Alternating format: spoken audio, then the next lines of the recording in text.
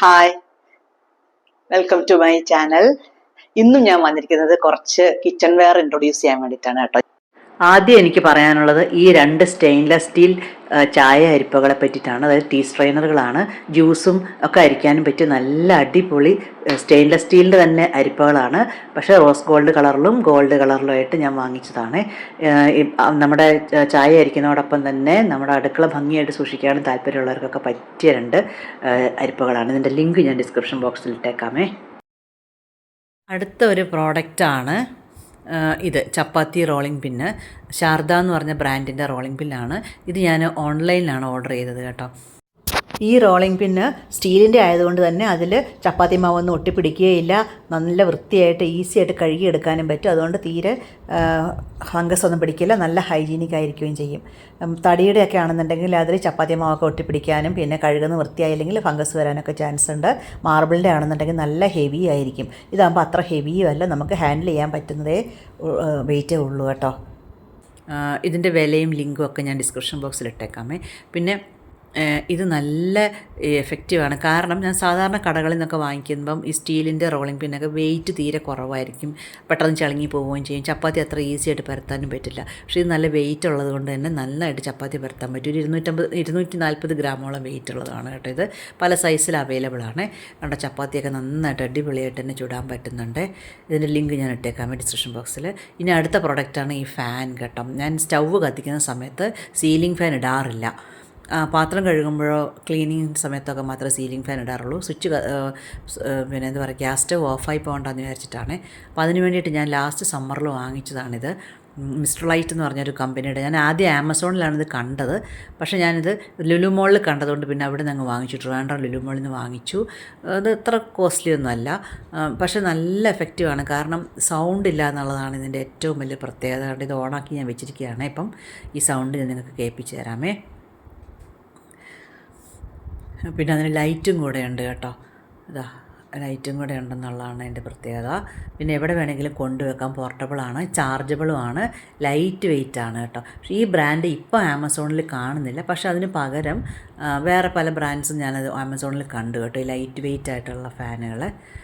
അപ്പോൾ ഞാനിതൊക്കെ എനിക്ക് ഇഷ്ടപ്പെട്ടതുകൊണ്ടാണ് ഞാൻ നിങ്ങൾക്കും കൂടെ പരിചയപ്പെടുത്തുന്നത്. ഫാൻ എല്ലാവർക്കും ഒരു ആവശ്യമാണല്ലോ കിച്ചണിൽ ജോലി ചെയ്യുമ്പോഴത്തേക്കും. പെട്ടെന്ന് ഈ ചൂടുകാലത്തൊക്കെ ഒരുപാട് ചൂടാവുന്നത് കൊണ്ട് തന്നെ നമുക്ക് വലിയ ഉപകാരമാകുമെന്ന് തോന്നിയോണ്ടാണ് ഞാനിത് കാണിച്ചത് കേട്ടോ. ഇത് 3-4 വർഷമായിട്ട് ഞാൻ യൂസ് ചെയ്യുന്ന ഒരു ചിരവയാണ്. ഞാൻ ഇലക്ട്രിക്കൽ ചിരവ വാങ്ങിച്ചിരുന്നു. അതൊരു 2000 രൂപ കൊടുത്തിട്ട് ഒരു 3-4 കൊല്ലം മുമ്പ് ഇലക്ട്രിക്കൽ ചിലവ് വാങ്ങിച്ചിട്ട് അതിൽ തീരെ ചിരവാനും പറ്റുന്നില്ല. ചിരവി തേങ്ങ മുഴുവൻ സ്പ്രെഡായി പാത്രത്തിൽ വീഴാതെ അങ്ങോട്ടും ഇങ്ങോട്ടൊക്കെ സ്പ്രെഡായിക്കൊണ്ടിരിക്കും. ആകെ ഒരു ഉപദ്രവമായി. പിന്നെ അത് എടുത്ത് ഓണാക്കാൻ വെക്കണം, അങ്ങനെയുള്ള പല പ്രശ്നങ്ങളും ഉണ്ടായിരുന്നതുകൊണ്ട് ഇതാവുമ്പോൾ എനിക്ക് വളരെ കംഫർട്ടബിൾ ആണ്. ഇത് ആമസോണിൽ വാങ്ങിച്ചാണ്. ഇതിന്റെ ലിങ്ക് ഞാൻ ഇട്ടേക്കാം. പക്ഷെ നല്ല ഷാർപ്പനായിട്ടുള്ള സ്റ്റീലിന്റെ നാക്ക് തന്നെയാണ് ഇതിനുള്ളത്. നന്നായിട്ട് ചിരവി വരുന്നുണ്ട്. ഒരു 3 മിനിറ്റ് മാക്സിമം മതിയാവും. 3-3.5 മിനിറ്റിനുള്ളിൽ നമുക്ക് ഒരു തേങ്ങ ചിരവാൻ പറ്റുന്നുണ്ട്. എവിടെ വേണമെങ്കിലും നമുക്ക് കൊണ്ടുവെക്കാം എന്നുള്ളതാണ്. പെർമനന്റ് ആയിട്ട് ഫിറ്റ് ചെയ്യേണ്ട ആവശ്യമില്ല. ആവശ്യം കഴിഞ്ഞാൽ ഞാനിത് കഴുകി തുടച്ച് കബേർഡിൽ വെക്കുകയാണ് ചെയ്യുന്നത്. അതുകൊണ്ട് വീട്ടിൽ ചിരവിയുള്ള കാര്യം ആരും അറിയുകയില്ല. പിന്നെ ഹൈറ്റ് നോക്കിയിട്ട് വാങ്ങിക്കുന്നത് നല്ലതായിരിക്കും കേട്ടോ. കൗണ്ടർ ടോപ്പിന്റെയും നമുക്ക് നിന്ന് കംഫർട്ടബിൾ ആയിട്ട് തേങ്ങ തിരുമ്പാൻ പറ്റുന്നതിന്റെ ഹൈറ്റ് നോക്കി വാങ്ങിക്കുന്നത് നല്ലതായിരിക്കും. ആദ്യം ഒരു നനഞ്ഞ തുണി കൗണ്ടർ ടോപ്പിൽ വെക്കണം. എന്നിട്ട് അതിന്റെ പുറത്ത് ചിരവ് വെക്കണം. ചിരവ് സ്ലിപ്പായി പോവാതിരിക്കാനാണ് ഇങ്ങനെ ചെയ്യുന്നത് കേട്ടോ. എന്നിട്ട് അത് നമ്മൾ ചിരവാനുള്ള പാത്രം കൂടെ അവിടെ വെക്കുക.